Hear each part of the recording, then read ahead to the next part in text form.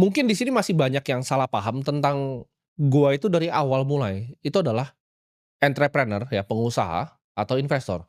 Jadi ini gua sebenarnya udah sering ceritain ya, ketika gua awal ya, usaha yang gua bikin itu gua berdagang sebenarnya. Kenapa gua berdagang? Karena gua dari kecil tuh punya mimpi untuk menjadi seorang investor. Tapi investor tuh kan butuh modal ya.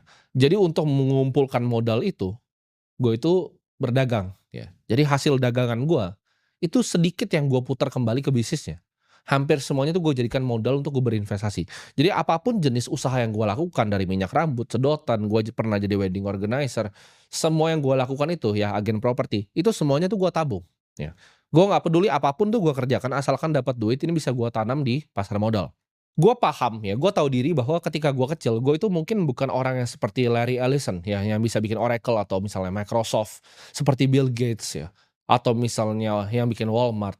Gue itu bukan pengusaha yang bisa bikin bisnis-bisnis besar seperti itu. Gue pun juga nggak punya kemampuan teknis seperti kita bilang Mark Zuckerberg dalam bikin Meta ya, yang dulunya Facebook. Gue tidak punya skill teknis untuk bikin suatu produk yang dinikmati banyak orang dan mengubah dunia.